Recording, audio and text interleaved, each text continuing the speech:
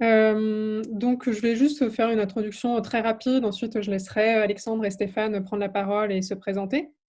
Donc, pour mettre le contexte, de ceux qui ne connaissent pas l'association Faire Philo, en fait, nous, on a un réseau de professionnels de l'intervention philosophique. Donc, nous sommes des philosophes qui intervenons dans des organisations, donc au sens très large, hein. Ça peut être dans des entreprises, dans le cadre de missions de conseil, mais aussi dans des établissements scolaires, en faisant de la philosophie avec les enfants.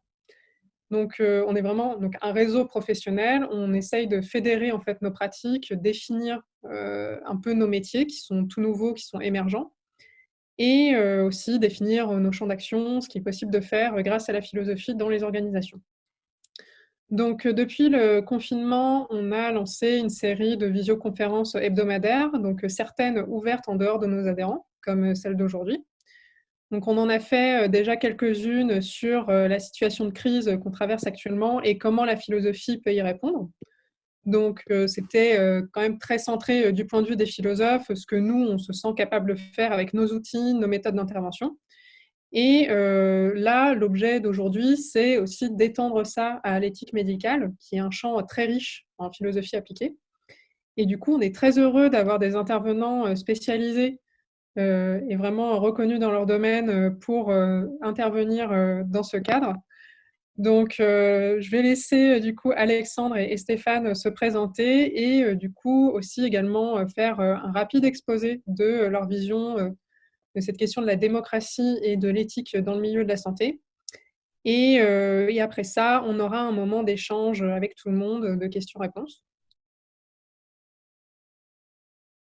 Merci Marianne.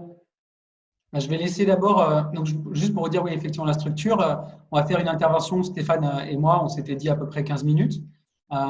Et en fait, ensuite, on enchaînera sur la période de questions après les deux interventions. Je vais commencer parce que je vais mettre un peu la table de manière peut-être plus macro sur certaines choses. Et puis, justement, Stéphane certainement plongera un petit peu dans l'œil du cyclone. Et de ce fait-là, je voudrais quand même si tu pouvais te présenter en amont. Donc, je serai bref, là. Mon nom est Stéphane Haen. Je suis d'abord intensiviste, donc médecin de soins intensifs et interniste au Québec dans un hôpital tertiaire d'oncologie. J'ai une formation préalable de sciences humaines, notamment une maîtrise en philosophie sur le volet éthique et un doctorat en évaluation et mesure. Donc, une expérience de présidence de comité participatif qui était responsable de l'allocation de l'évaluation des médicaments pour des fins d'allocation au Québec pendant quelques années. Voici.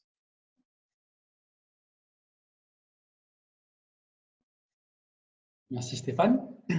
Juste pour la mise en contexte, la raison pour laquelle moi j'ai invité en complément Stéphane pour cet exercice, parce qu'on s'est rencontrés dans le cadre de la réforme du programme de médecine à l'Université de Montréal et qu'on s'est on s'est rendu compte au détour d'ateliers de travail très opérationnels à quel point ces dimensions éthiques, philosophiques, plus méta étaient importantes dans ce genre de contexte. Donc, juste pour vous dire, c'est ça le lien d'intérêt qui est sous-jacent à cette présentation en duo. Donc, moi, je me présente également. Donc, je m'appelle Alexandre Berkès.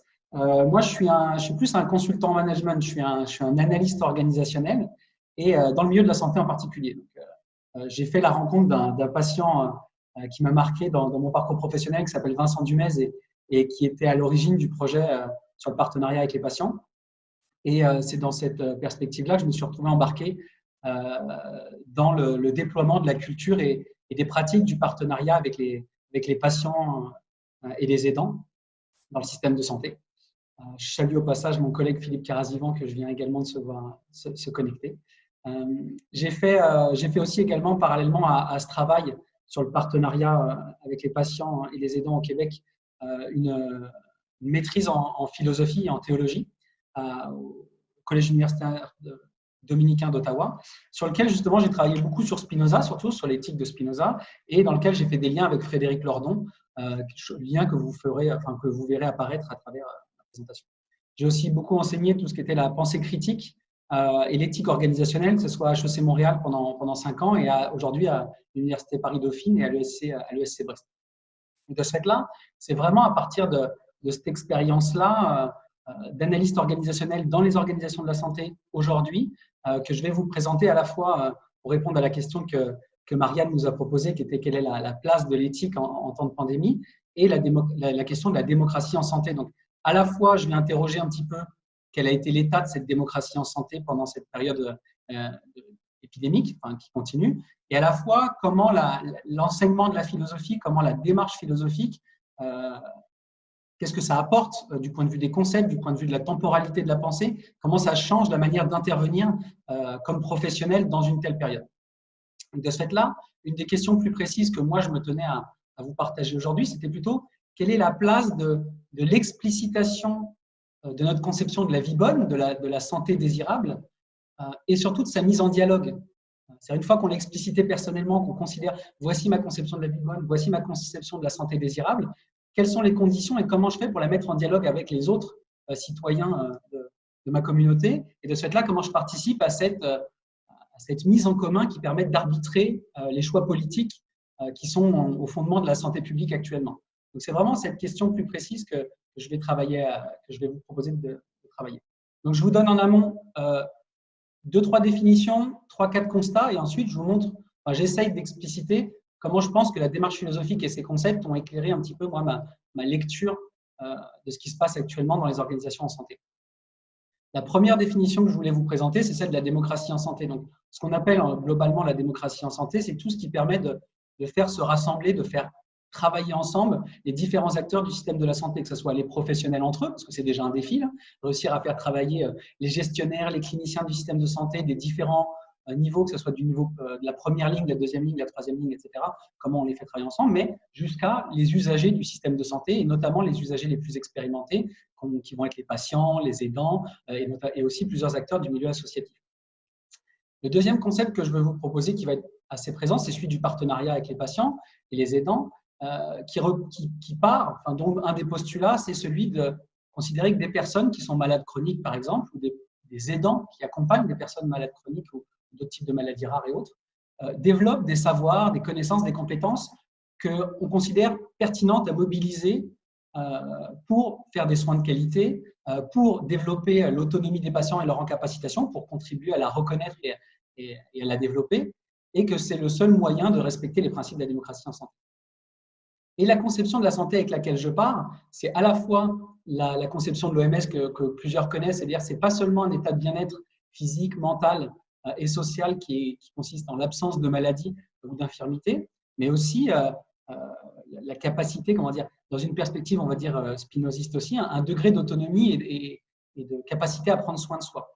Et dans cette perspective-là, on peut très bien être, par exemple, un patient infecté par le Covid, ayant développé la maladie, mais ayant une compréhension adéquate des déterminations qui nous y ont amenés et qui font que nous sommes dans l'état dans lequel nous sommes, et être davantage en santé dans une conception spinoziste que d'être quelqu'un qui n'est pas infecté par le Covid, mais qui est totalement déterminé par les passions et qui n'a pas connaissance des déterminations qu'il vit au quotidien. Donc, si on rajoute cette dimension-là aussi de l'éthique spinoziste, on peut se rendre compte que la conception de la santé, ce n'est pas forcément, par exemple, être infecté ou pas du Covid, mais qu'il y a une dimension d'incapacitation, de compétence à comprendre ces déterminations qui va aussi évaluer sur le degré de santé dans lequel on est. Et donc, les deux constats que je voulais vous partager en amont, c'est de dire, est-ce qu'avant cette crise épidémique, on était dans les conditions de la démocratie en santé? Et en France, on a quand même un système institutionnel qui était relativement bien en place pour ça, parce qu'on a à la fois des comités régionaux de santé et d'autonomie, des conférences régionales de santé et d'autonomie. On a des représentants des usagers dans les établissements de santé, on a des représentants des familles dans les conseils de vie sociale des EHPAD, on a des patients experts qui participent à des programmes d'éducation thérapeutique, bref, des associations de patients ancrées depuis des années et qui savent collaborer entre elles. Donc, on a quand même officiellement, institutionnellement, du point de vue du gouvernement, du point de vue du système formel et informel de la santé, les conditions de la démocratie en santé sont présentes du point de vue des structures. Par contre, ce qu'on se rend compte, c'est que ça n'a pas été forcément suffisant comme condition pour permettre la démocratie en santé, parce que la majorité de ces acteurs-là ont été pas, voire la majorité du temps pas, et dans plusieurs cas peu, sollicités pour justement être mis à profit pendant cette épidémie-là. Et le deuxième élément préalable à la crise qui me paraît important de mentionner, c'est à quel point on n'était pas ou peu non plus outillés collectivement pour expliciter notre propre éthique, notre propre conception de la vie bonne, notre propre conception aussi de la santé désirable à l'intérieur de ça. La majorité des gens avec qui j'interagis au quotidien, que ce soit des professionnels et autres, ou même n'importe quel citoyen, si on leur demande de nous dire concrètement, explicitement, c'est quoi les principes ou la conception de la vie et de la santé qui dirige leur comportement au quotidien, qui fait qu'ils vivent de telle manière, qui répartissent leur temps de sommeil, leur temps de la vie au quotidien de cette manière-là, qui font telle ou telle activité, la plupart des gens ne font pas ce travail-là d'explicitation. Donc, à quel point, dans une période de crise, ça va entraîner des problèmes de ne pas savoir à partir de quel horizon on doit arbitrer nos décisions de santé. Donc, je vous partage 2 derniers éléments de constat, puis après je pars sur l'intérêt de la philosophie et des concepts philosophiques. Il y a 4 catégories de personnes qui me paraissent vraiment pertinentes à mobiliser dans cette période-là. C'est à la fois les patients Covid, qui vont avoir développé justement cette expérience de la maladie, mais aussi des soins associés, qui vont avoir été hospitalisés, qui vont être passés en soins intensifs, et notamment ceux qui sont aussi restés à domicile et qu'on a demandé de gérer la maladie au quotidien et qui ont fait face un petit peu à cette difficulté-là de ne pas oser nécessairement mobiliser les ressources médicales, pas oser déranger les soignants alors qu'on avait des questions, et donc on a été chercher sur Internet, parler à ses proches, essayer d'être en contact avec d'autres personnes à domicile qui ont le Covid et qui essayent de gérer ça tout seul. Donc toutes ces personnes-là développent vraiment des savoirs et des connaissances et des expériences extrêmement pertinentes pour moi à mobiliser dans le cadre de l'épidémie pour justement ajuster nos réponses organisationnelles et comment on répond à tous les enjeux qu'on vit à cause de cette période-là. L'autre public ou l'autre catégorie de parties prenantes qu'on n'a pas mobilisée, qui aurait été quand même extrêmement pertinente, c'est vraiment tous les patients et les aidants expérimentés qui ont déjà vécu des phases d'épidémie préalables notamment, mais aussi des expériences de vie avec la maladie en général. C'est-à-dire des gens qui ont l'expérience de l'accompagnement du deuil, des gens qui ont de l'expérience de l'isolement social, des gens qui ont de l'expérience de la gestion de leur stock de médicaments en période d'incertitude sur leur approvisionnement. Et de ce fait-là, au moment où la crise est apparue, beaucoup se sont dit, mais il n'y a personne qui a des réponses, c'est un phénomène nouveau. Mais en fait, on avait déjà beaucoup d'associations de patients, beaucoup d'aidants qui avaient déjà développé des stratégies pour agir en période d'incertitude face à la santé. Et ces personnes-là, on ne les a pas forcément mobilisées.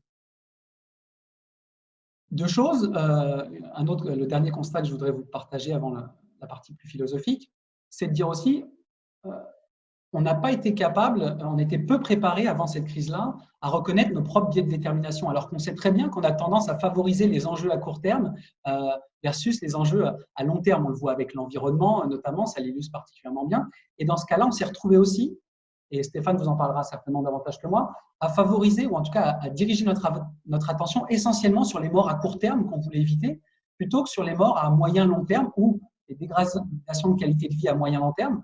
Et de ce fait-là, on s'est concentré sur les patients Covid et très peu sur les autres patients dialysés, qui avaient des chimiothérapies, donc tous les patients qui étaient actuellement suivis et qui avaient besoin d'une certaine continuité des soins. Et je ne vous parle pas de la 3e et 4e vague de personnes qui, dans les conditions de confinement relativement importantes, vont développer des enjeux de santé mentale, de décrochage scolaire pour les enfants, etc. Donc, on voit que dans cette période-là, le fait de ne pas prendre en compte nos propres biais cognitifs, nos propres déterminations par rapport à ces situations-là, on n'a pas été capable d'agir à partir de cette connaissance-là, alors qu'on l'a, elle est disponible, cette connaissance. Donc, comment ça se fait qu'on ne se l'approprie pas? Comment ça se fait qu'avec le degré d'éducation, d'expertise des gens mobilisés pour cette crise-là, et ce n'est pas un enjeu d'intelligence vraiment, comment ça se fait qu'on n'arrive pas à capitaliser là-dessus? Donc, comment la philosophie, autant la démarche que ces concepts peuvent influencer, en tout cas dans mon cas, ou influencer mon travail d'analyse des organisations pendant cette crise-là. La première, c'est que moi, je suis parti d'une éthique qui est celle de l'éthique de Spinoza, qui est celle que j'ai étudiée davantage, et qui, personnellement, moi, m'a apporté beaucoup de sérénité dans cette période d'incertitude-là.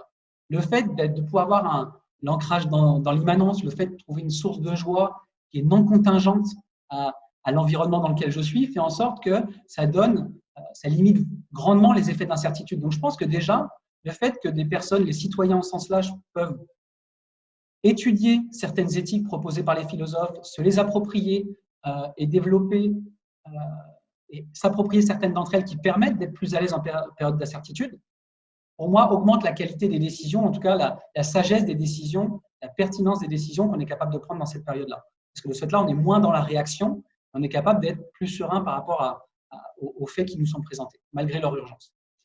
La deuxième chose que ça permet, ce que ça fournit pour moi, c'est une méthode. À la fois, encore dans le cadre de la philosophie spinoziste en particulier, le fait que ça nous permet de sortir du jugement individuel et d'avoir une perspective beaucoup plus systémique qui fait qu'on ne va pas se restreindre à une espèce d'injonction individuelle à demander aux professionnels d'agir différemment, de respecter la dignité de l'homme, le dialogue avec lui, le respect de son autonomie, etc. Alors qu'on pourrait davantage se concentrer, d'un point de vue très déterministe, qui est celui souvent que nous propose Spinoza, de se concentrer sur les conditions collectives, sur les incitatifs organisationnels ou sur les conditions d'émergence de cette co-construction. Donc, plutôt de travailler sur comment on peut faire en sorte, non pas de mettre la pression ou de juger moralement ces personnes-là, mais de mettre en place, de contribuer activement et de manière constructive à mettre en place les conditions dans lesquelles ils vont être en disposition d'agir en fonction de ces valeurs qui nous paraissent être meilleures pour prendre soin des uns des autres. De ce fait-là, ça a été aussi assez utile dans la manière, en termes de méthode de travail, plus là dans la dimension socratique, la manière d'interroger les implicites, les présupposés sous-jacents à l'action. Dans l'urgence, pour se coordonner de manière rapide, ce qu'on a vu surtout, c'est l'utilisation de signifiants vides. Alors là, c'est moins du champ de la philosophie, mais plus des sciences politiques, mais Chantal Mouffe et Ernesto Laclau utilisent ces concepts de signifiants vides pour montrer à quel point on a des termes comme liberté, paix, innovation, etc., qui permettent aux gens de travailler efficacement ensemble, de s'entendre, de faire une chaîne d'équivalence, ce qu'on appelle, de mettre en commun leur réalité pour agir ensemble, plutôt que de se battre sur les différences entre ces milieux-là. Mais ces signifiants vides, ils ont quand même pour inconvénient que chacun y met ce qu'il veut dedans. Justement, il investit, il remplit de lui-même ce que veut dire ce concept-là. Il a sa propre conception de ce qu'est la liberté, l'innovation, le partenariat en passant, la démocratie en santé. Et que de ce fait-là, la méthode, par exemple, socratique, permet vraiment, lors des réunions de travail, en tout cas moi, au ministère de la Santé, dans le service de santé publique, au CHU de Rennes en Bretagne, dans l'espace régional d'éthique de Bretagne auquel aussi je participe, dans l'accompagnement de projets d'intégration des patients dans les cellules de crise, dans les établissements, etc.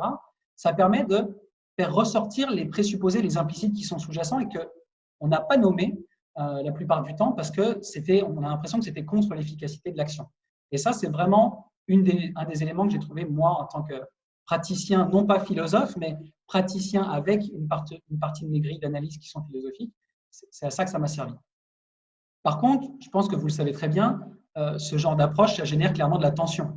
Moi, ça m'a mis en difficulté parce que dans ces moments-là où on va aller vite, le moment où on questionne ces impensés, où on pointe, où on nomme ces implicites, ça peut développer des affects, ça peut développer, ça crée chez les autres une certaine tension qui n'est pas facile à tenir. Et c'est pour ça qu'en général, on a du mal à tenir dans ces contextes organisationnels-là qui ont tendance à ne pas être, comment dire, à ne pas accorder, non pas de la valeur, mais qui sont peu propices à laisser de la place à ces échanges-là. Un autre intérêt de la philosophie dans le contexte, c'est celui de la temporalité. La philosophie, en tout cas les philosophies auxquelles moi je me suis intéressé, celles que j'ai lues et celles que je me suis appropriées, elles ont une temporalité qui m'a permis d'essayer d'accompagner les professionnels avec qui je travaillais, de réfléchir, d'agir à une autre échelle de temps. Et de se dire que l'objectif, ce n'est pas d'agir le plus rapidement possible pour soigner des patients à court terme, mais d'abord de se demander, est-ce qu'une action efficace, ce n'est pas déjà une action pertinente? Donc déjà de se demander à quel point l'action que je vais faire est la bonne, à quel point j'ai pris en compte les réalités pertinentes pour savoir si ce que je fais est la bonne chose. Et donc, en tant que soignant, par exemple, un médecin dans un CHU de référence en Bretagne aujourd'hui, le fait qu'il y a le confinement, ça a déjà un impact majeur, c'est qu'il y a beaucoup moins d'espace de socialisation et de mutualisation de la réalité de chacun. Donc, ils fréquentent beaucoup moins leurs collègues, ils fréquentent beaucoup moins des amis qui sont dans le reste de la société, ils fréquentent beaucoup moins de patients qu'ils auraient pu rencontrer dans d'autres contextes. Et que de ce fait-là, ils vont partir d'une réalité encore plus appauvrie, encore moins socialisée que d'habitude. Donc, à quel point, justement, on va pouvoir réintroduire la nécessité d'engager davantage de parties prenantes et donc de laisser le temps permettant de le faire. Mais donc, il y a tout un travail de déconstruction entre l'action dans le mode « je m'agite et je fais » versus l'action au sens d'une action adéquate qui réellement répond aux besoins auxquels je peux répondre. Et j'ai deux derniers éléments pour finir mon intervention.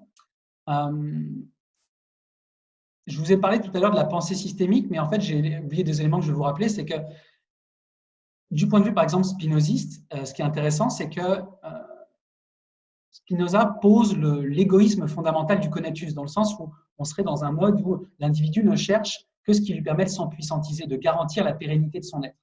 Et donc, une des stratégies que moi j'ai utilisées dans cette gestion de la crise, c'est au lieu d'y aller avec un discours justement d'éthique relativement morale, avec des injonctions à une action qui est davantage respectueuse des individus, de leur dignité, etc., c'est aussi d'utiliser le plan beaucoup plus instrumental et stratégique, de dire, mais vous avez tout intérêt, de manière totalement utilitariste, de travailler de manière coopérative avec ces personnes-là. Ils ont des savoirs que vous n'avez pas, ils ont des compétences que vous n'avez pas. C'est-à-dire que le seul moyen de faire en sorte de choisir l'acte bon, et donc l'acte performant dans votre vocabulaire, celui qui va répondre aux besoins populationnels en matière de santé, c'est notamment d'abord ce savoir qui mobilise les savoirs complémentaires et qui vous évite de tomber dedans.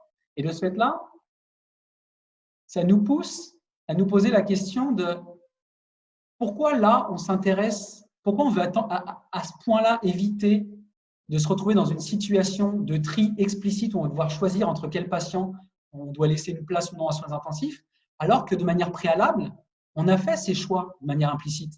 On a choisi d'agir ou non, ou de manière plus ou moins adéquate, sur la malbouffe, la sédentarité et tous les autres effets, tous les autres causes sociales qui augmentent les chances, qui réellement, dans plusieurs cas, nous font mourir du Covid. On a l'impression qu'il y a davantage de personnes qui vont mourir, non pas du Covid, mais des choix, des tris, des choix éthiques et politiques et économiques qui ont été faits en amont et qui nous mettent dans une situation où ce virus-là, dans ces conditions-là, entraîne un nombre de morts extrêmement importantes. Et que de ce fait-là, l'éthique,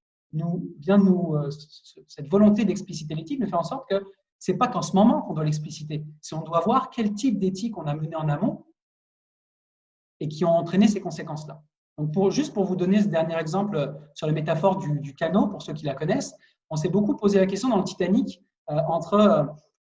beaucoup ont utilisé l'exemple du Titanic pour dire, en gros, en ce moment, ce qu'on s'est posé comme question avec les tri dans le soin intensif, c'est en gros comme si sur le Titanic, on se demandait, mais comment ça se fait qu'on a à faire un tri entre les passagers qu'on va mettre ou non dans les canots au moment où le Titanic est en train de couler. Alors qu'après coup, en tout cas entre les vagues, c'est-à-dire là, d'ici la prochaine, on pourrait prendre le temps de se poser la question, comment ça se fait qu'on n'avait pas assez de canots pour tout le monde? Est-ce que les vraies questions éthiques, au-delà de celles dans l'urgence qu'on n'a pas le choix de se poser du fait des décisions qu'on a prises préalablement collectivement, mais elles ne doivent pas, dans le temps, avec une temporalité plus adéquate à la réflexion et à l'action mesurée qu'il y a entre les vagues, est-ce qu'on pourrait se poser une question justement sur cet arbitrage qui est fait en amont et que c'est celui-ci qu'on peut changer peut-être d'ici la deuxième vague, d'ici la troisième vague et donc travailler différemment, de manière plus mesurée, de manière plus décentralisée, de manière plus contextualisée, avec un nombre d'acteurs, une diversité d'acteurs beaucoup plus grande qu'actuellement. Et la dernière chose que ça nous ramène, la philosophie et sa démarche, c'est surtout une rigueur analytique. Moi, ce qui m'a marqué beaucoup dans cette crise-là, c'est à quel point on était très peu outillés en termes d'autodéfense intellectuelle pour faire un tri de l'information, pour en évaluer la cohérence logique, pour en évaluer la rigueur analytique, et que de ce fait-là, beaucoup des philosophes que je connais, ou beaucoup des gens qui ont été formés à la philosophie, ou qui l'ont lu de manière totalement autodidacte, avaient quand même développé une rigueur de pensée que j'ai trouvé beaucoup plus propice à des décisions plus posées, moins réactives, moins dans les passions. Et elles n'étaient pas forcément meilleures, mais en tout cas, elles étaient plus explicites. Et qu'elles nous permettent de ce fait-là de révéler certaines incohérences d'actions qu'on a menées. C'est-à-dire, on a des faits et on se rend compte que certaines des actions collectives, pas que celles du gouvernement, pas que les décisions politiques, sont des gouvernements qu'on pourrait considérer comme relativement incohérents du point de vue de la raison. Et pourtant, c'est des incohérences pas juste logiques et intellectuelles, mais c'est des incohérences qui sont fatales, qui créent des morts ou des dégradations de vie. Donc, à quel point, aujourd'hui, dans le cas actuel, on n'a pas davantage de morts ou d'enjeux de santé dus aux incohérences rationnelles qu'on a dans notre réflexion par rapport à la maladie, dans notre réflexion par rapport aux décisions de santé publique qu'on a à mettre en place, que de morts directement du virus en tant que tel. À quel point on n'a pas davantage d'enjeux au niveau des décisions collectives, éthiques et politiques qu'on a pris et qui ont fait en sorte qu'on est dans un contexte où le Covid, se déployant dans ce contexte-là, fait un nombre de morts important. Et donc, je finirai juste par cette conclusion-là. Ce que ça nous permet aussi, je trouve, la philosophie, et en tout cas celle que je vous ai présentée aujourd'hui, en particulier la philosophie spinoziste, mais il y en a plusieurs qui sont intéressantes pour ce point-là, c'est à quel point elle nous rend vigilants au retour du même. Tous ceux qui ont lu Aristote, en général, sont toujours marqués par le fait qu'on a l'impression que de manière contemporaine, on parle avec les mêmes catégories qu'il a introduites il y a si longtemps. Et que de cette là, on se rend compte que ce que ça nous amène, la philosophie, le cheminement philosophique, c'est que l'histoire humaine, ce n'est pas nécessairement une espèce de progression linéaire de progrès. Et qu'on doit être vigilant à chaque fois qu'on se propose des nouvelles analyses ou dire qu'on devrait faire tellement différemment de ce qu'on a fait avant. C'est qu'à chaque fois qu'on fait un pari de recomposition des possibilités humaines, de la manière de s'organiser, à chaque fois qu'on fait ce pari nouveau, on prend à la fois le pari de l'émancipation, mais à la fois le pari de l'aliénation.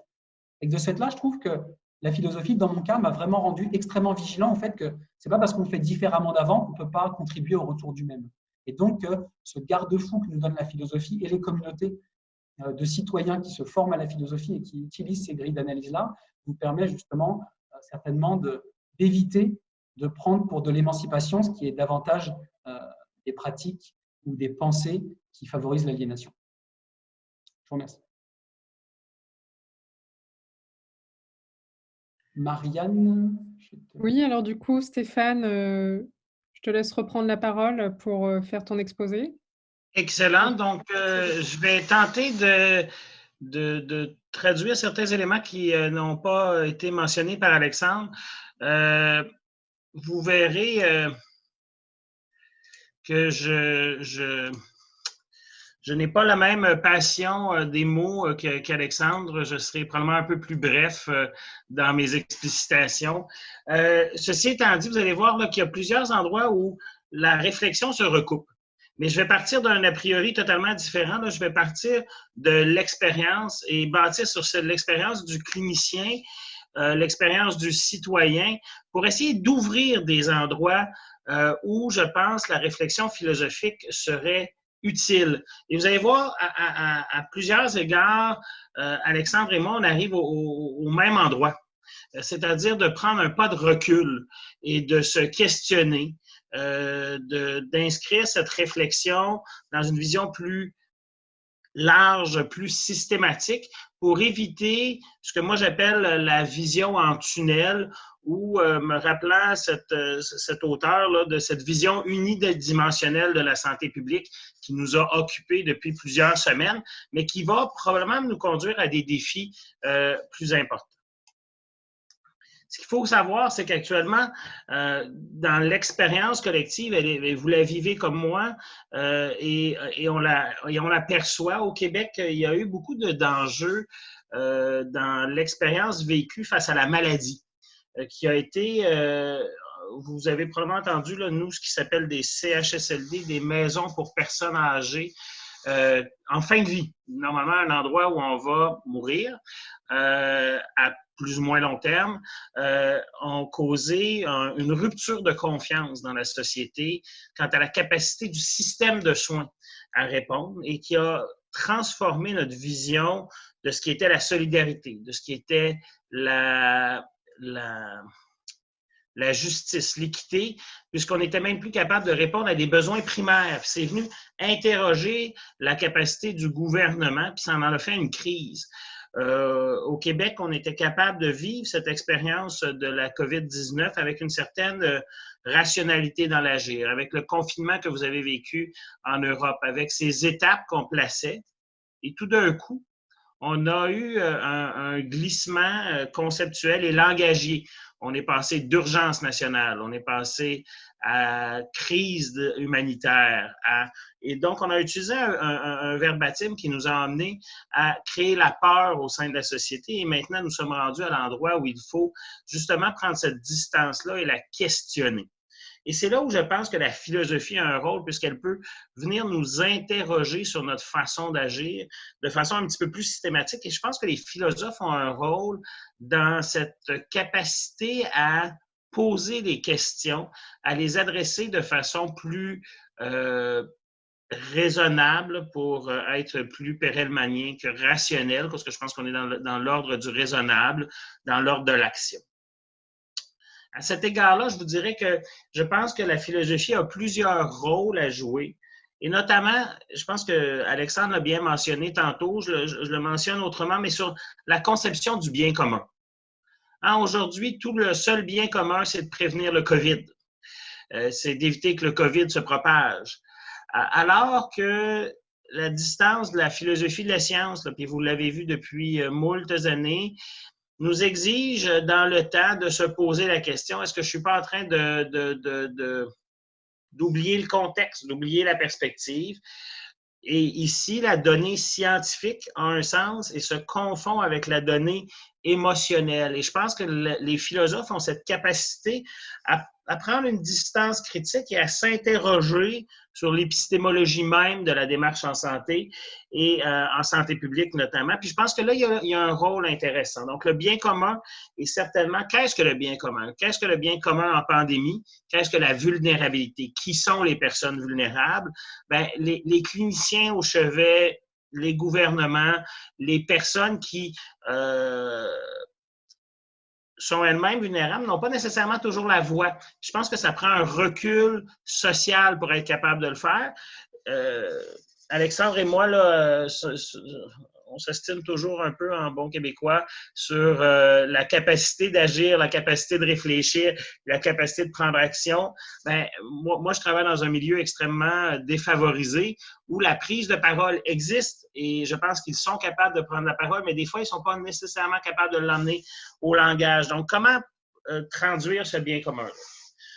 On l'a mentionné tantôt, Alexandre l'a bien dit, un autre endroit de la philosophie, c'est certainement l'allocation des ressources, du moins dans son explicitation et dans sa réflexion. Parce que nos gouvernements aiment bien dire qu'il n'y a pas d'allocation des ressources, mais il y a une allocation de fait et de réalité terrain. Actuellement, tous les hôpitaux, je pense que c'est comme ça en Europe aussi, n'ont qu'un seul objectif, traiter la COVID. Vous êtes mieux de ne pas avoir un infarctus. Hein? La mortalité par infarctus est en augmentation. On va traiter tout le monde qui a la COVID, mais si vous avez un infarctus, on ne vous traite pas. Bien, ça prend une distance. Il faut prendre une distance critique parce que qui est le patient, puis dans une perspective bien utilitariste, j'en conviens, qui est le patient qui a la plus grande chance d'avoir un gain de santé? Quelle est la personne qui va avoir le gain en termes d'autonomie? Donc, il y a là toute une réflexion sur l'allocation des ressources pour éviter le phénomène de tunnelisation et uniquement de prioriser les soins. Je vais y revenir tantôt en vous donnant d'autres exemples, mais je pense qu'il faut cette vision critique, cette pensée critique que vous êtes bien outillés à avoir puis que la formation philosophique permet.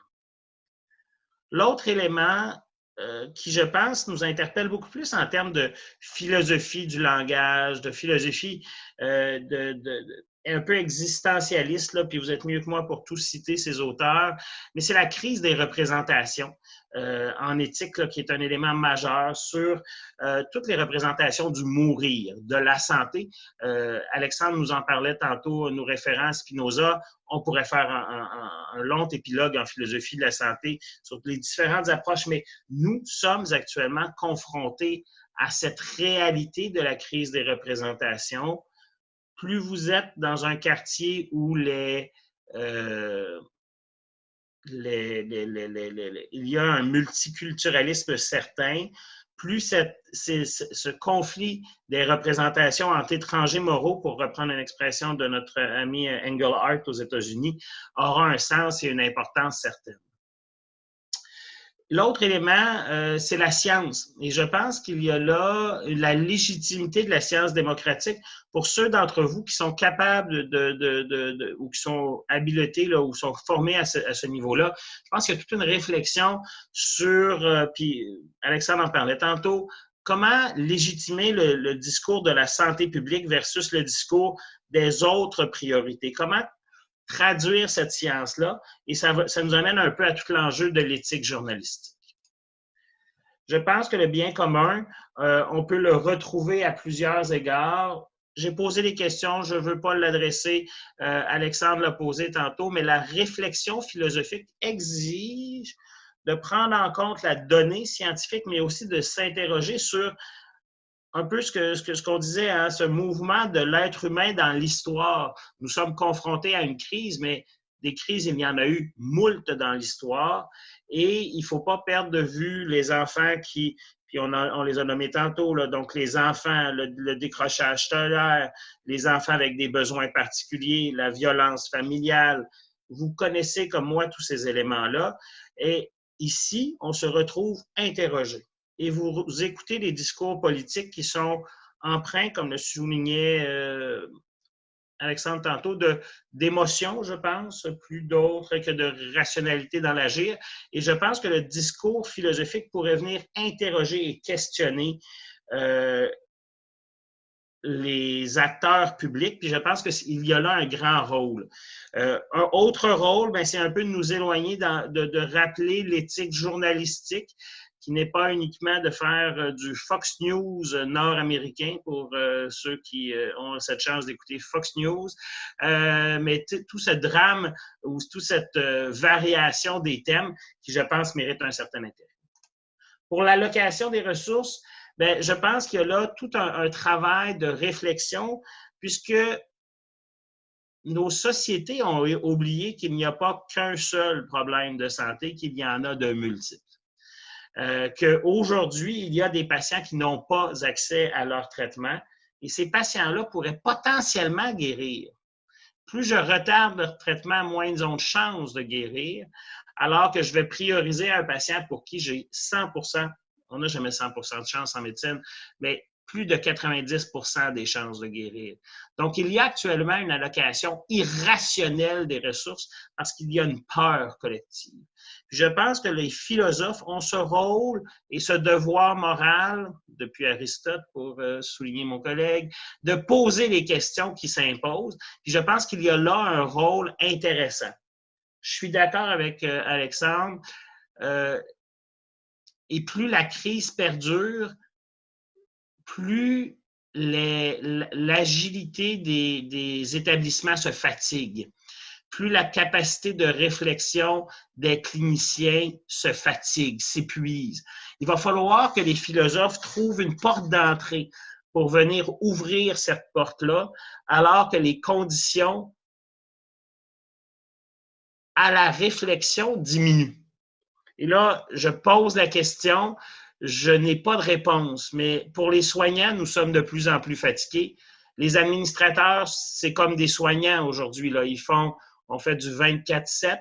Donc, l'ouverture à la pensée critique diminue de façon proportionnelle. Donc, comment faire pour que cette allocation des ressources demeure raisonnable, demeure un enjeu partagé? Comment l'emmener au langage? Et ce, dans le respect des principes de la discussion.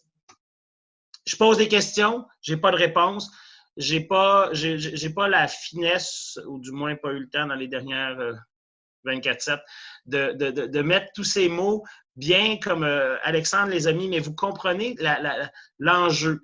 Et je ne pense pas qu'on sera dans l'ordre du rationnel, je pense qu'on sera dans l'ordre du raisonnable, dans l'ordre de la démarche où on peut emmener ça. Ceci étant dit, il faut aussi penser à nos citoyens qui ont aussi un peu perdu confiance à certains égards et certains citoyens qui ont maintenant peur de l'avenir, ont maintenant peur de demain et ça sera un enjeu. Je le réitère, je pense qu'un des rôles les plus importants des philosophes et ayant été formé dans une école de philosophie avec des philosophes là, qui travaillaient beaucoup sur tout le volet du langage. Je pense qu'il y a un rôle à emmener à la discussion, à emmener à la réflexion l'enjeu des représentations. Et celle-ci, elle est majeure. Je pourrais vous donner moult exemples. L'espoir on a des patients, nous, en unité de soins intensifs, qui, 86 ans, dément, pas de contact avec la réalité, qui malheureusement, qui sont dans une phase de mort, dans la phase du mourir de leur maladie, donc dans la phase palliative. Et on a des familles qui réclament des considérations religieuses, des considérations différentielles. Donc, on a là un endroit où il faut thématiser la discussion, l'emmener au langage, et celle-ci, en période de pandémie, se multiplie. Et se multiplie aussi en termes de besoin social, de bien nommer les problèmes, de bien nommer les dilemmes éthiques. Il y a là un grand enjeu. Donc, rôle des philosophes en période de pandémie, je pense qu'il est extrêmement important. Je pense que vous êtes la porte de la sagesse du phronimos aristotélicien, de nous reculer un peu, nous cliniciens, nous administrateurs, nous engagés, qui sommes un peu proches du mur, là. On vit l'expérience, mais on a des fois la difficulté de prendre le recul conceptuel que vous êtes habitué de prendre. En même temps, je le souligne, ce défi-là, il est un défi de mobilisation, mais un défi dans des contextes expérientiels extrêmement difficiles pour lequel le défi est de votre côté sur comment construire ces ponts-là.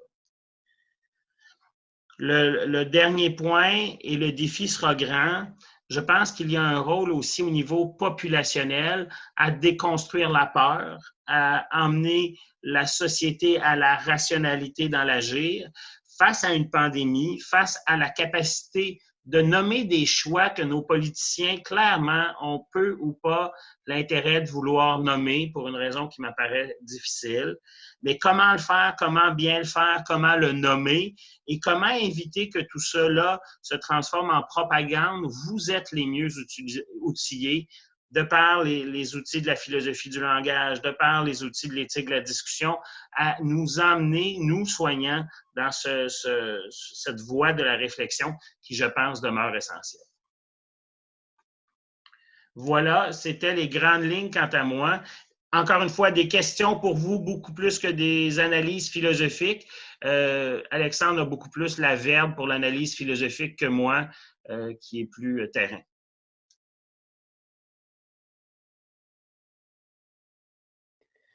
Merci beaucoup Alexandre et Stéphane, c'était passionnant vos interventions. Ça, je pense que je peux parler sans problème au nom de tout le monde. Du coup, je propose de passer à la seconde phase de notre échange. Là, on a 45 minutes devant nous pour discuter entre nous, que vous puissiez aussi poser des questions à Stéphane et Alexandre. Donc, concernant les règles du débat, il y a une fonction lever la main sur Zoom. Donc, pour ceux qui ne sont pas familiers de Zoom, il faut ouvrir le petit onglet participants qui est en bas. Donc, vous devriez voir participants, on est 27. Ça vous ouvre une colonne sur la droite et vous avez en bas à droite lever la main. Donc, ça permet de signifier si vous voulez prendre la parole et ensuite, je vous distribue la parole un par un. Au moment de poser une question aussi, vous pouvez aussi vous présenter, comme ça, si on ne vous connaît pas. Et aussi parce qu'on est deux types du coup, de public. On a à la fois des philosophes et des gens qui travaillent dans le monde de la santé. Donc, c'est intéressant aussi de savoir de quel point de vue chacun parle.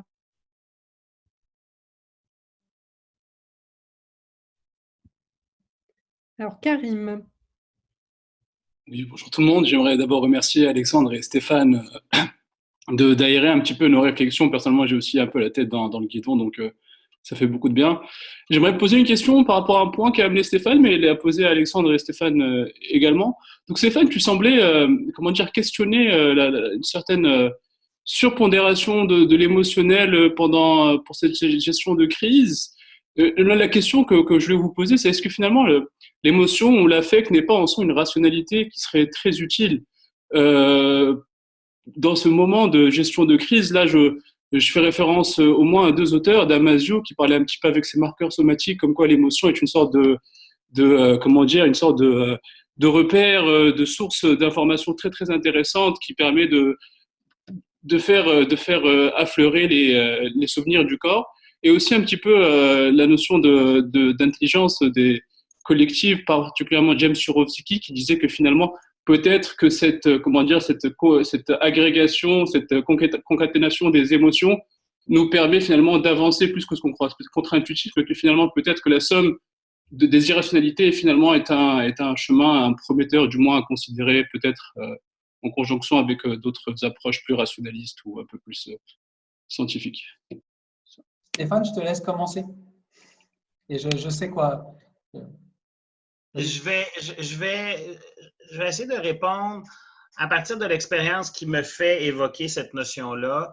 Un peu sur ce que j'ai dit sur nos maisons de personnes âgées dans un état délétère, dans un état délétère, c'est mal dit, là, mais pour lequel le pronostic vital est sombre. Et faites attention, le langage que je vais utiliser est particulièrement utilitariste. Et j'en suis conscient. Mais pour donner l'exemple, au Québec, nous avons le gouvernement a repris des mots de crise. On se retrouve à vivre avec des patients en soins intensifs qui subissent des traitements pour lesquels le pronostic est sombre, pour lesquels ils ont un fardeau de souffrance incrémentale et pour lesquels les familles ont perdu une certaine confiance dans la démarche. Donc ici, je pense que l'émotion sociétale a généré un climat difficile pour les familles. Ce qui me préoccupe dans cette situation-là, et c'est pour ça que je dis je pense qu'il faut générer un espace de rationalité, c'est que dans ma priorisation des choix de santé, dans le bien commun que nous tentons de créer en période de pandémie, j'oublie à partir de ce modèle-là certains besoins de santé. Je ne suis plus capable de les emmener au langage, je ne suis plus capable de les valider, hormis si je régénère une nouvelle émotion dans l'atmosphère publique. Donc, on se retrouve en action, réaction, alors que je pense qu'il faut prendre une certaine distance de cela. Et en termes plus près, donc en éthique clinique au chevet du malade, je me retrouve dans un dialogue extrêmement difficile avec les familles, puisque la seule chose qui prédomine souvent, c'est l'urgence qu'on a mentionnée ou l'abandon social qui a été mis en valeur ou surexposé. Et je nie pas qu'il n'y a pas eu un abandon social de longue haleine, mais maintenant, qu'est-ce qu'on fait en période de pandémie, c'est une autre raison. Donc, c'est là où je dis l'émotion, certes, oui, l'émotion a certainement un mouvement dans l'action, il faut en prendre compte dans la délibération éthique, mais avec un certain recul pour éviter les dérapages conceptuels, surtout que ce soit au niveau macro ou micro, en termes d'éthique. Pour compléter la réponse de Stéphane, moi je me porte encore une fois sur le plan spinoziste parce que, en tout cas, la réflexion sur les affects est d'autant plus pertinente à ce niveau-là. Mais de ce fait-là, oui, tu as raison en tout cas de pointer cette vigilance, Karim, dans le sens où on pourrait avoir tendance à croire que, en tout cas moi dans ce que j'ai présenté, que c'est ne pas laisser la place aux émotions. Alors que par exemple pour Spinoza, tout est affect. Tout est empreinte affective sur les corps et c'est ça ce qui fait bouger les corps, c'est ce qui fait bouger les idées, l'esprit. Et que de ce fait-là, la distinction ne se fait pas entre émotion et pas émotion. La différence se fait entre à quel point les émotions te baladent et à quel point les émotions te servent pour comprendre le monde. Tu te feras toujours un peu balader par le monde d'une manière ou d'une autre. Tu seras toujours un tant soit peu passif. Mais par contre, tu peux aussi apprendre de ces entre-affections, apprendre de ce que le monde fait sur toi. Tu peux apprendre qui t'es et dans quelle direction. Et si tu veux aller dans telle direction, comment y aller à partir de tes propres prismes affectifs, de tes propres déterminations affectives dues à ton parcours de vie et à la sédimentation des affections que tu as eues. Et de ce fait-là, pour moi, le but, c'est vraiment pas justement d'avoir un discours anti-émotion. Je pense que, premièrement, elles ont une place. Le but, c'est pas de les balayer du revers de la main en considérant qu'elles sont contre l'action rationnelle, contre l'action pertinente ou quoi que ce soit. Elles sont au contraire le moyen de comprendre comment ça se fait qu'un mort Covid, qui est pour moi extrêmement pertinent, par exemple, qu'il n'y ait pas eu de personne morte du Covid près de moi, etc., peut m'affecter au point que je respecte des politiques publiques ou des actes de coercition de la liberté que je ne respecterai pas pour d'autres raisons et que je ne respecterai peut-être pas pour des raisons environnementales, pour des morts par la pollution atmosphérique, pour des morts à cause des inégalités sociales. Et pourquoi alors, du fait que je ressens cet affect et que ça me fait ne pas aller dehors, dans la rue, en interaction avec les autres, comment je peux apprendre du fait que, comment je peux me comprendre davantage en voyant comment ces affects-là m'empruntent. Donc, ces émotions-là, elles ne sont pas à mettre de côté, mais elles sont à utiliser pour comprendre notre rapport au monde. Et donc, comment on doit cheminer de manière vigilante avec ça. Mais par contre, nos responsables politiques, qui sont ils sont nommés pour ne pas agir comme Édouard Philippe en tant que personne. Ils ont une imputabilité, on les met dans une position où ils sont censés aussi, par contre, prendre un recul par rapport à ces affects-là.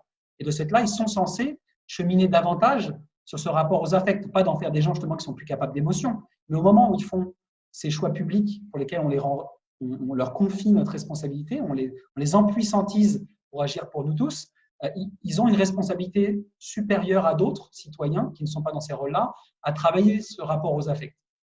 Et donc, Spinoza disait juste, quand tu disais tout à l'heure, quand il parle des êtres passionnés, c'est des êtres qui seraient davantage déterminés par des affects passifs, c'est-à-dire vraiment tel un baillot de paille. C'est-à-dire, ça s'ouvre dans un sens, tu vas dans un sens, ça s'ouvre dans l'autre, tu vas dans l'autre. Les médias te disent qu'il faut avoir peur de ça, tu vas dans tel sens. Les médias te disent que tu n'as pas peur de ça, tu vas dans l'autre sens. Ou alors, justement, un rapport actif à ça, où tu es principalement déterminé par des affects actifs, qui est un affect qui est développé à partir de la manière dont le monde t'emprunte. Et le dernier, rapido, celui sur l'intelligence collective, je pense qu'à la fois les émotions passionnelles, donc normalement passives, peuvent par contre avoir l'avantage d'être des vecteurs de communion et de faire l'expérience de la solidarité, d'un destin commun, d'un horizon commun, et que de cette expérience-là, elle peut être vecteur d'empuissantisation et d'encapacitation par la suite.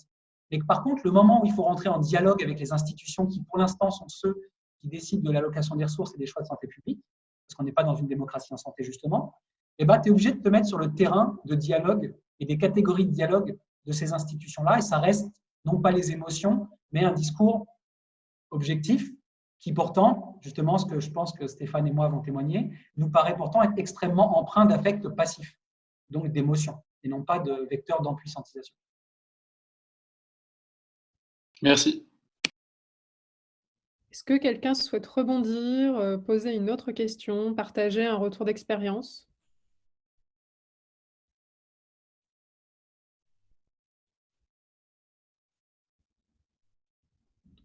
La densité conceptuelle et la prestance de nos intervenants vous intimident? On fait semblant, hein, vous pouvez y aller. Ah, alors il y a quelqu'un, Galaxy J3, mais il n'y a pas de pseudo, qui a levé la main. Oui, ça doit être moi, Anne-Adeline. Donc bonjour à tous, philosophe intervenante, donc concernée par votre appel à se positionner. J'interroge les espaces de dialogue, donc plus que concernés par, comme chacun d'entre nous, parce que aussi traversée par d'autres affections dans mon foyer, donc de maladies qui ont été retardées par justement ces épisodes. Et donc, la question des associations, des cellules externes aux milieux médicaux, qui sont un véritable soutien pour les familles et les maladies longue durée ou les maladies graves, a été en effet précipité et mis de côté. Comment retrouver des lieux justement de dialogue, puisque c'est ce que vous proposez comme bénéfique? Comment les créer nous-mêmes? Donc, c'est également des questions que je pose, mais de se dire comment légitimer ces instances qui sont très nombreuses et qui sont organisées en parallèle. Est-ce que vous avez des pistes dans la réflexion que vous nous avez exposée? Je te laisse commencer, Stéphane. J'allais dire, je te laisse commencer, Alexandre. Parce que je pense que ça, c'est plus dans ton domaine que dans le mien. Moi je pose la question. Moi aussi, j'y suis extrêmement sensible. Je pense que la question, elle est extrêmement légitime. Comment rebâtir et comment rebâtir ces espaces-là de dialogue, d'une part, et d'autre part, comment les légitimer dans la logique de santé publique. C'est une question qui est extrêmement importante, mais Alexandre, tu es mieux placé que moi pour la répondre. Mais surtout, pardon, je précise, face justement à l'autonomie du patient, face à cette réglementation qui va en fait vers les données partagées, les données emportées. Donc, c'est mise en lumière aussi de ces faits sur lesquels on ne va pas revenir en arrière au vu des enjeux. Mais moi, ça m'intéresse, Stéphane, que tu nous dises quand même, je te relance, comment tu peux créer ces espaces-là dans le soin? Au-delà que moi, je vais répondre après au niveau de l'organisation de l'institution, mais toi qui es en relation directement avec des patients, des familles, etc., comment tu peux, malgré toutes les barrières que tu as citées tout à l'heure dans ton contexte particulier, comment tu peux contribuer à cet espace-là ou au niveau de la clinique un peu plus largement, un petit peu plus les autres? Au niveau de la clinique, au niveau clinique, là, au chevet du malade, je pense qu'on a ouvert des portes nouvelles. C'est-à-dire que des Zooms existent maintenant, Zoom ou n'importe quelle plateforme, existe avec maintenant les familles des patients qui ne peuvent pas voir leur famille et où lequel on entre en interaction entre le patient, nous et la famille sur des portails. Donc, il y a cet espace-là. Bien sûr, je pense que, puis Karim en est un des témoins, là, au Québec, nous avons mis en place plusieurs plateformes, surtout au niveau québécois, mais je pense au niveau local, où on essaie d'amener au langage certaines réflexions éthiques et certaines réflexions plus publiques. Je pense qu'au niveau plus local, il y a un travail, du moins chez nous et dans d'autres milieux, à essayer d'impliquer nos éthiciens cliniciens dans plusieurs situations et où on utilise les technologies de l'information. Pour ce qui est du suivi populationnel, là, ça c'est un autre défi qui est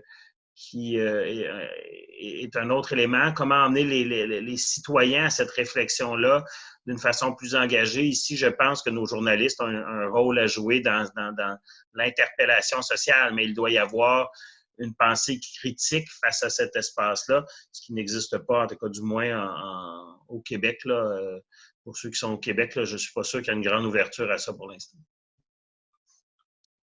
Moi, je vais compléter donc au niveau plus organisationnel.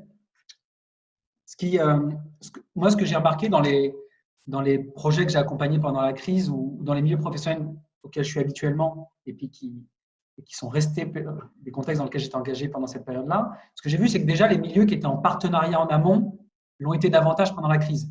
Il y a des gens qui avaient déjà développé des relations de confiance avec des patients, des associations de patients, des aidants et autres qui avaient déjà reconnu la pertinence de cette contribution-là, sont restés, en tout cas, il y a eu une plus grande probabilité que ces milieux-là restent dans ce type de pratique. J'ai remarqué aussi que repérer des individus qui avaient cheminé de manière philosophique sur certains de ces enjeux-là avaient un rapport à l'incertitude plus posé, justement plus serein, et dans lequel le dialogue sur les questions que j'ai évoquées était possible, malgré le contexte, et qui comprenaient l'importance de juger de l'adéquation de l'action plutôt que de juste agir pour agir. Mais sinon, la manière qu'il y a eu de créer ces espaces-là, il y en a eu deux. La première, c'était la chose que je n'ai pas compris pourquoi dans la culture française. Je suis revenu il n'y a pas longtemps, j'ai passé 11 ans au Québec et je suis revenu il y a à peu près 6-7 mois. C'est déjà de dire il faut l'apprendre en fait. Pourquoi on attend qu'on nous la donne dans l'entité à laquelle je travaille en Bretagne? Au bout d'un moment, en fait, on a dit mais c'est pas compliqué de prendre un Zoom, d'envoyer une invitation aux usagers du système de santé en Bretagne et de dire voilà, on va discuter du confinement, du déconfinement, du port des masques, et on va inviter des professionnels de santé, libéraux, hospitaliers et autres. Puis on va avoir une discussion sur tiens, moi, ma mère est en EHPAD, j'aimerais participer à la discussion sur l'ajustement local des directives nationales sur le confinement. Nous, on a pris un Zoom, une licence, on l'a payé à 13,80 et quelques par mois, on l'a ouvert et on a réussi à réunir à chaque fois plus de 300 personnes, professionnels et usagers du système de santé, pour discuter de ces questions-là. Donc, à un moment, il y a juste… Et puis, les gens ils disaient, mais vous faites ça à partir de quelle légitimité? On disait, Alexandre Berquès, citoyen, Pascal Jarmeau, là, lui, il était plus dans le milieu de la santé et autres. Mais à un moment, on peut aussi créer ces espaces-là. On peut, avec le temps, des fois, pour certains, à libérer le confinement, il n'y a rien qui nous oblige d'attendre l'autorisation de papa-maman ou d'une autre institution X, mais de dire, je crée cet espace-là et puis il vient qui veut. Et on essaye ça. Comme l'éducation populaire. Là, je vais dans un bar, je propose un sujet, et puis il passe qui veut pour discuter de ça. Le premier, c'est déjà juste de le prendre. Mais le deuxième, c'est de faire par rapport à ce que je vous ai dit tout à l'heure, c'est qu'en France, il y a un système formel reconnu de démocratie en santé. C'est-à-dire que la majorité des représentants d'usagers en France, qui sont là pourtant pour défendre les droits des usagers et autres, il y en a plusieurs qui ne se sont pas sentis à l'aise ou légitimes de demander à leurs établissements de les maintenir dans la boucle.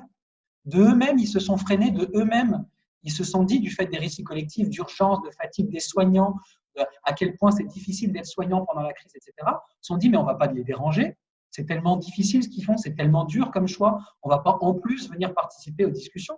Et il y en a plein que je connaissais qui pourtant le reste du temps étaient des acteurs du partenariat de premier plan, des gens super militants et tout, se sont dit, non, là, ce n'est pas le moment, c'est l'urgence, c'est le moment de les laisser faire ce qu'ils savent faire.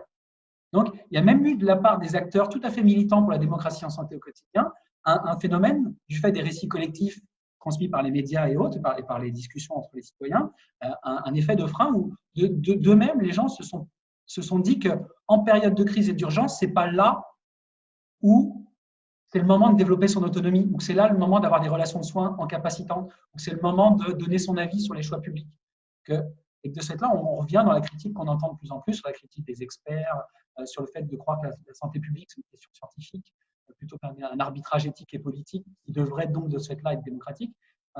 Donc juste pour répondre à la question là-dessus, c'est qu'il y a ces deux éléments-là qui, pour moi, ont contribué à la non-exploitation de ces espaces d'autonomisation et de reconnaissance de la pertinence de la vie et des compétences des personnes.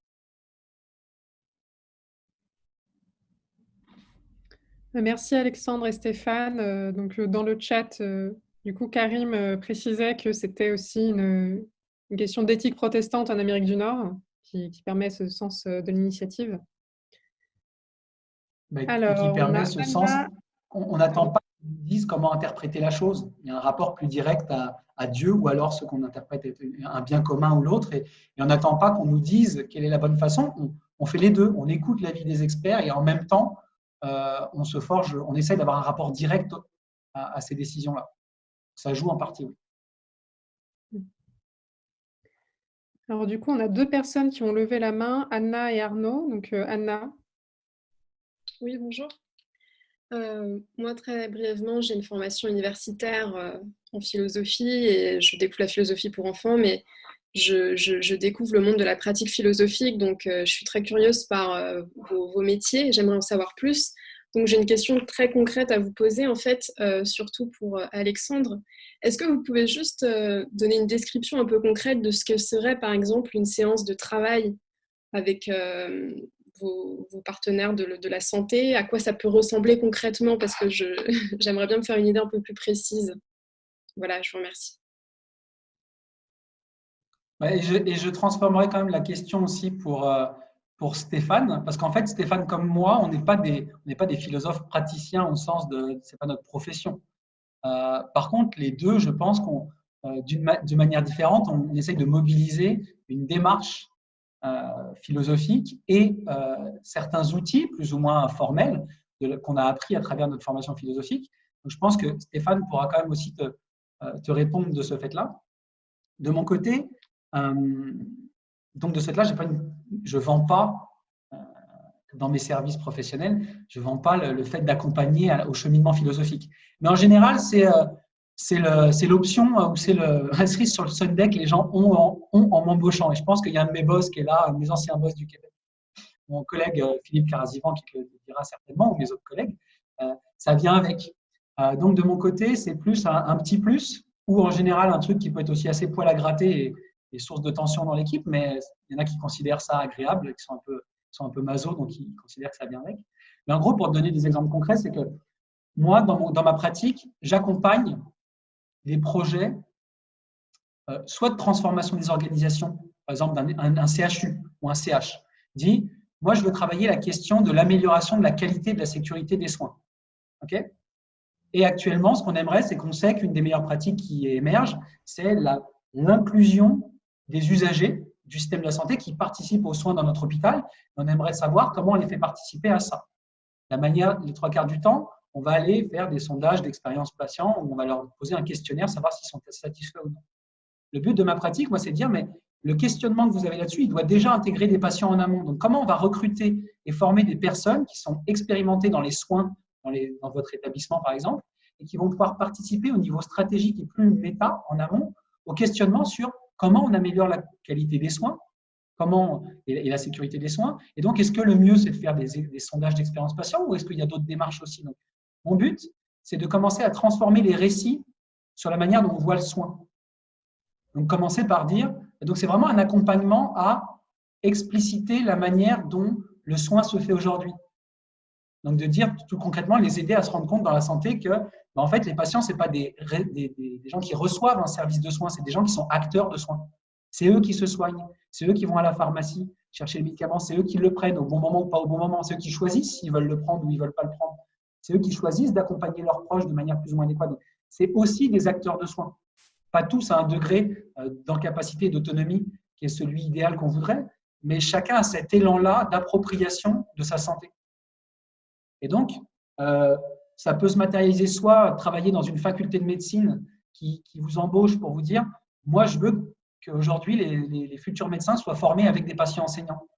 Moi, je vais travailler dans une direction pédagogique de faculté de médecine pour essayer de recruter et former des patients qui sont compétents et pertinents en termes d'expérience pour venir animer des discussions d'éthique clinique avec des étudiants en médecine de 7e année. Donc, vous voyez que là-dedans, je ne fais pas de la philosophie, mais mon but, c'est de les amener à être capables de se mettre dans la temporalité et dans la qualité de la rigueur de la méthode philosophique à travers ça. Stéphane.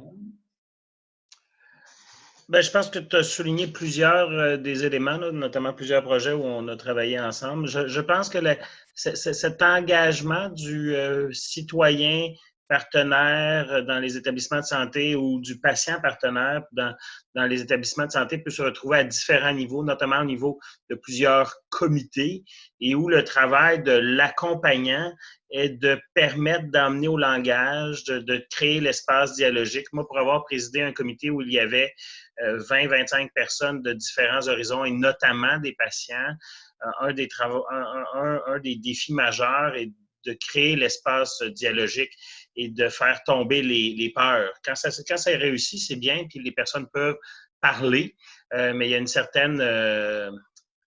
certain apprentissage, et je pense que là, il y a une médiation, et le rôle de la personne un petit peu avec une formation philosophique, et n'entend pas moi non plus un professionnel philosophe, permet peut-être d'approcher ça en comprenant les différents discours, en comprenant les différents langages, les différents univers de langage.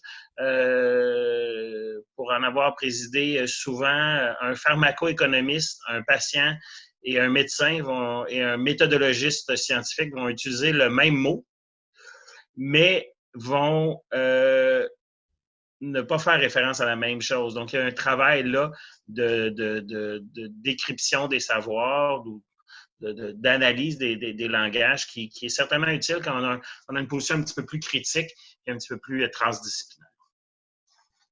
Anna, je voulais juste, j'ai quelque chose qui m'a popé à ce moment-là aussi, c'est que les deux choses, c'est que le fait je trouve, moi, dans les gens que je connais qui ont une formation philosophique ou qui, de manière autodidacte, en lisent et s'y imprègnent, ils ont ce rapport à l'incertitude, ils sont moins déstabilisés quand on aborde des questions un peu complexes ou qu'on l'air totalement pas désirable socialement et qu'on n'adresserait jamais. Donc, d'aller chercher un peu la question sous-jacente que personne n'ose dire. Et de ce fait-là, moi, par exemple, on m'embauche souvent pour ce rôle-là, en fait. C'est celui d'être à l'aise avec ces questions-là qui rendent mal à l'aise. Moi, mon but, j'aime ça quand les gens ils sortent d'une rencontre avec moi et qu'ils ont mal au ventre. Parce que je me dis qu'au moins, il y a quelque chose qui s'est passé. S'ils ressortent moi, je suis un peu de l'école de Francfort, donc s'ils ressortent dans l'harmonie, c'est pas bon signe. S'il y a trop d'harmonie quand ils ressortent, c'est pas bon signe. Il faut qu'il y ait une petite tension salvatrice quelque part. Sinon, c'est qu'on n'a pas déconstruit grand-chose et qu'on est reparti avec la manière dont notre monde nous socialisait déjà. Et que de ce fait-là, souvent, par exemple, dans la démocratie en santé, la force, c'est d'être capable d'être ce tiers de confiance entre des professionnels qui ne se voient pas parler à des associations de patients ou des patients parce que ça leur paraît un autre monde, et des gens qui vont juste les juger moralement, les critiquer de manière non constructive. Et en même temps, de ce fait-là, tu es capable à la fois de comprendre la légitimité du combat politique, éthique des associations de patients ou des patients, et des fois de plusieurs professionnels d'ailleurs aussi, et de l'autre côté, d'être proche de la rigueur analytique que va exiger, ou du terrain langagier que va exiger le milieu professionnel, et que de ce fait-là, tu es le tiers de confiance entre les deux, qui fait que ce monde-là, enfin, se parle et se retrouve sur un terrain, se met en dialogue, alors que sans toi, sans ce tiers de confiance, ils n'auraient pas discuté ensemble. Parce qu'ils ne seraient pas reconnus l'un dans l'autre et ils ne seraient pas accordés de légitimité ou de crédibilité. Je pense qu'Alexandre se définit lui-même très bien, je suis d'accord, il crée ce sentiment chez l'interlocuteur, mais néanmoins, ce qu'il décrit comme univers et comme rôle est probablement le plus critique. Puis croyez-moi, là, pour l'avoir rencontré aux premiers abords, aux premiers jalons de cette description du patient partenaire, quand il y avait plusieurs docteurs qui entendaient ça, c'était une confrontation des savoirs, puis c'était de créer l'opportunité.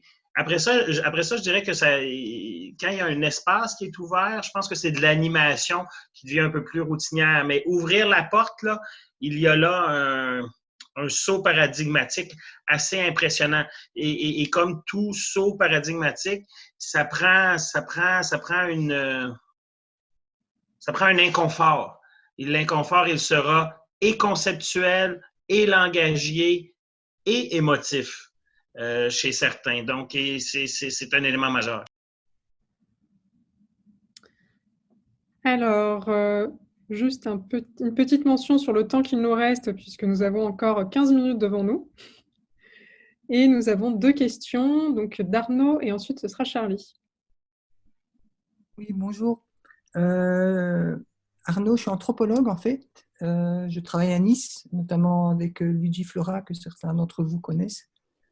Et je vis à Bruxelles. Et en fait, je voulais réagir à la question de la difficulté de la participation, on va dire, des usagers de santé, des patients et des associations de patients en temps de crise sanitaire. Et en fait, je vais essayer de vous livrer une intuition par rapport au contexte français. Je suis belge, mais je travaille en France depuis une quinzaine d'années. Et j'ai le sentiment qu'on est certes dans une culture démocratique, il n'y a pas de doute à cela, mais certains milieux, comme le milieu de la santé, est habitué à une forme d'hégémonie du savoir. Et le politique, de la même manière, lorsqu'il ouvre le dialogue, souvent il ouvre le dialogue avec les syndicats et c'est pour entrer dans des confrontations. Ce qui m'amène à penser, et c'est pour ça que je dis que c'est une intuition, parce que je n'ai pas vraiment d'éléments probants pour appuyer cela, mais je pense qu'il y a une certaine crainte à la fois des médecins vis-à-vis des savoirs expérientiels des patients, parce que c'est un domaine qu'ils ne connaissent pas et qui risque d'interroger leur hégémonie en termes de sachants. Et de la même manière, de la part du pouvoir politique, je pense qu'il y a une certaine crainte d'ouvrir la porte, je vais dire, à d'autres voix dissonantes, parce que eux, quand ils ouvrent la porte, c'est pour se confronter, je vais dire, à des syndicats, c'est pour se confronter à des gens, et non pas pour s'engager dans une construction d'un savoir complémentaire. Et je pense que là, il y a un changement culturel profond à insuffler par la base d'une conception du débat, en fait. Où en France, le débat, souvent, il est dans la confrontation. Et ce qu'ouvrent, je pense, les patients partenaires et la démocratie en santé, c'est une autre conception du débat où, en fait, on va aller chercher des savoirs complémentaires aux siens, ce qui engage, on va dire, les médecins notamment à reconnaître, je veux dire, une certaine humilité ou une certaine relativité de leurs connaissances, notamment par rapport au vécu avec la maladie. Voilà, j'espère que j'ai été clair, je ne suis pas sûre.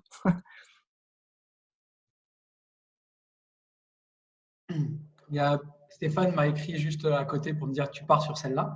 Je te laisse là. Merci Arnaud pour la question. Je pense que tu as très bien décrit, le contexte. Et c'est d'ailleurs dans cette perspective-là que c'est proposé l'alternative du modèle de Montréal qui avait pour objectif justement d'être dans cette version plus de co-construction. Et en fait, moi, la majorité de l'équipe, c'est pas comme ça qu'ils le nommaient, les gens qui ont contribué à ce projet-là au Québec. Mais moi, j'utilisais plus la référence en sciences politiques qui est Chantal Mouffe, où elle parle de conflictualité agonistique ou antagonistique. Est-ce que l'autre est dans l'émulation, c'est-à-dire une conflictualité saine et constructive qui est celle qui est souhaitable dans la démocratie? On veut surtout pas de consensus, en fait. Pour Chantal Mouffe et Ernesto Laclau, le consensus, c'est de l'hégémonie pas trouvée, ou de l'hégémonie cachée, ou de l'hégémonie non dite, et qu'en fait, il n'y a pas de consensus. Et que, au contraire, il faudrait de la conflictualité agonistique, c'est-à-dire en voyant l'autre comme de l'émulation. C'est-à-dire qu'en fait, il faut absolument qu'on se remette à chaque fois à questionner ces choses-là, quitte à de temps en temps s'entendre sur des choses, mais en sachant qu'au moment où on s'est entendu dessus, on sait que c'est temporaire. On se donne cette règle collective qu'on sait qui n'est pas un universel ni un absolu, on fonctionne avec et on agit comme si ça l'était, mais en attendant, on regarde quand même son effet sur notre structuration collective pour le remettre en question quand il faut le remettre en question.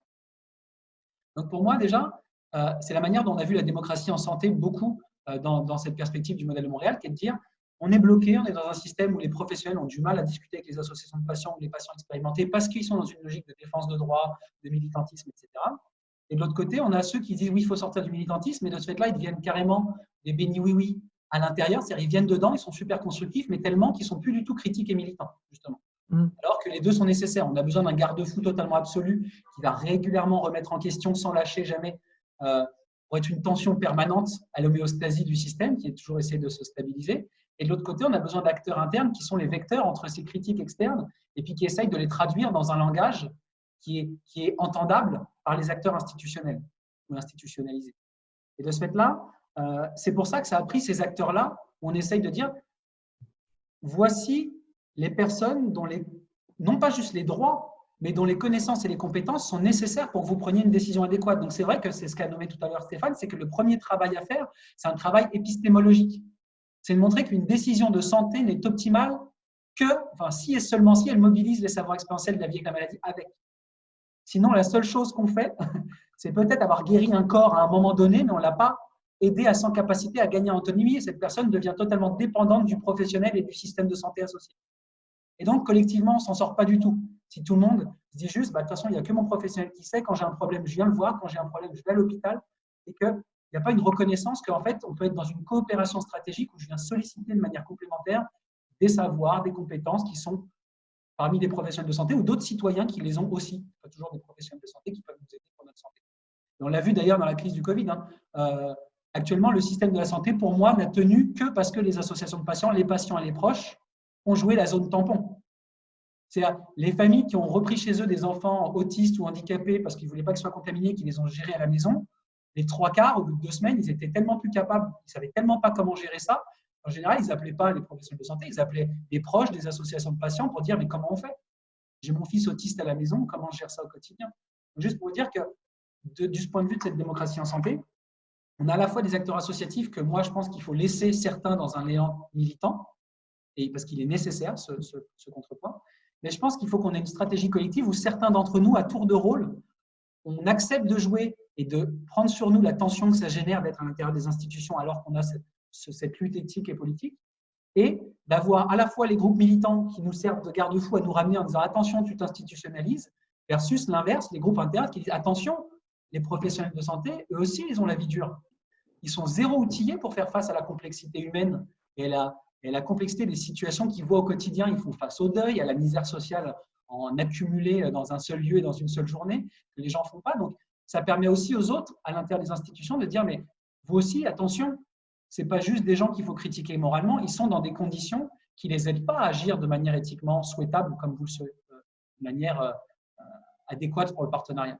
Donc, Arnaud, juste pour vous répondre par rapport à ça, c'est qu'il faut, à mon avis, trouver un équilibre entre, c'est pas ni l'un ni l'autre, c'est pas être totalement institutionnalisé puis travailler la démocratie en santé à l'intérieur et plus du tout avoir de travail militant extérieur critique. Et il ne faut pas non plus être que dans le militantisme. Mais je pense qu'il faut que ces acteurs-là s'entendent sur le fait qu'on a un horizon commun et qu'on a des fonctions complémentaires dans l'avènement de la démocratie en santé. Et que ça passe par différentes stratégies, différents outils et qu'on doit être suffisamment bienveillants les uns avec les autres pour être capable de se dire de manière transparente, là, tu as exagéré ou là, tu es trop, là, tu es trop dedans, tu es trop à l'intérieur, tu n'arrives plus à critiquer. Je vais peut-être juste une petite note complémentaire, mais qui n'a pas trait à la démarche sociétale en tant que telle, mais bien plus à cet échange clinique dans l'échange patient-médecin, où je pense qu'il reste néanmoins une certaine forme de ce que vous avez décrit chez certains médecins, pas chez tous les médecins, mais cette vision du partenariat, cette vision du co-développement de la santé n'est pas encore totalement construit, partagé par tout le monde. Et ça, c'est un changement, encore une fois, de paradigme qui doit s'opérer et qui n'a pas très nécessairement, qui a beaucoup plus trait à la formation médicale ou à la formation paramédicale qu'à la démarche de revendication sociale que décrivait très bien Alexandre. Mais je pense que les deux niveaux là, que vous mettiez en tension sont réels et existants. Alors, dans les 5 dernières minutes qu'il nous reste, Donc, il y a 3 personnes encore qui ont levé la main. Emma et Jean-Michel, vous aviez levé la main pendant que Arnaud parlait, donc peut-être que c'était en lien pour rebondir. Sinon, je donne la parole à Charlie.